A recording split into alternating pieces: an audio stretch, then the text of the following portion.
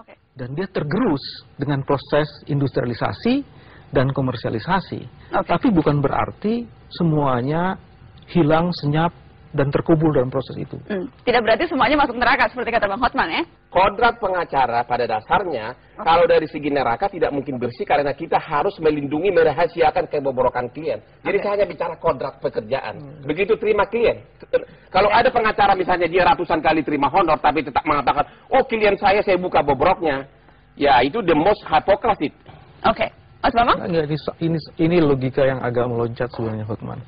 Kalau you baca baik-baik kode etik, tidak ada kewajiban bagi pasal 19 dan pasal 6 wajib merahasiakan. Yes, merahasiakan, tapi tidak ada kewajiban bahwa kalau dia salah itu kemudian kita bilang, you benar, nggak ada kewajiban saya itu. Mau sebutkan satu contoh, termasuk Anda. Pernah nggak Anda mengatakan klien Anda bersalah? Ya, walaupun saya mengatakan begitu. Oke.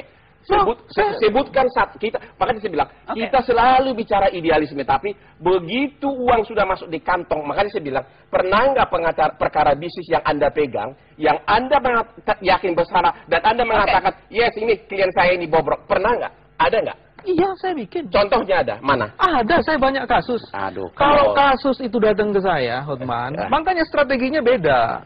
Strategi orang neraka itu beda lagi dengan strategi orang yang tidak neraka, kan?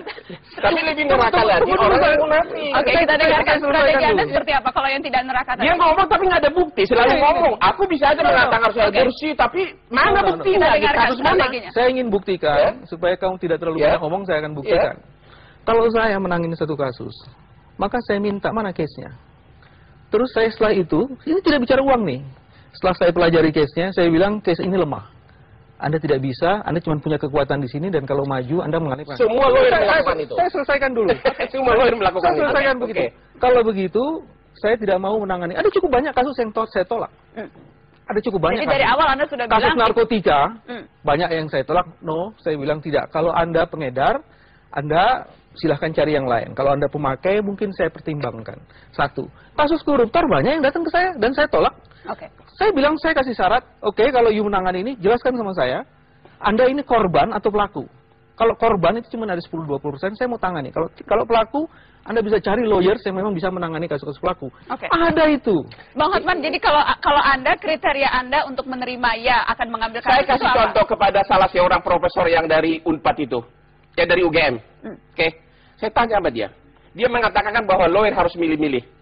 Itulah opini yang sebagian besar dipakai oleh manusia-manusia yang tidak menghayati profesi. Saya tanya sama dia, kalau kau punya anak membunuh di depan matamu, masih kau larang nggak pakai lawyer? Dia nggak bisa jawab.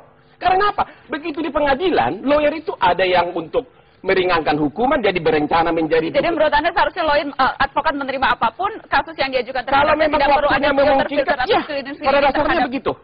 Tidak. Karena kodrat manusia lawyer itu adalah membela orang bermasalah. Bermasalah dan yang punya duit juga ya? Wah, sebagian tidak. Cuma terlalu banyak oknum, saya nggak tahu apakah rekan kita itu, ngomongnya indah, tapi begitu sudah terima honor, saya yakin-yakinnya. Hampir tidak ada lawyer yang mengatakan, kita bicara sudah sidang ya. Kalau di luar sidang sih, ya, semua orang bisa, tapi begitu di sidang, ada nggak? Ya hakim, saya memang klien saya yang bersalah. Jadi ini bobrok, ini tahan aja. Tapi honornya udah masuk rekening. Prove it. Buktikan, itulah maksud saya. Ada nggak contoh kasus seperti itu? Dia terima honor, tapi dia berusaha bermunafik dengan menyatakan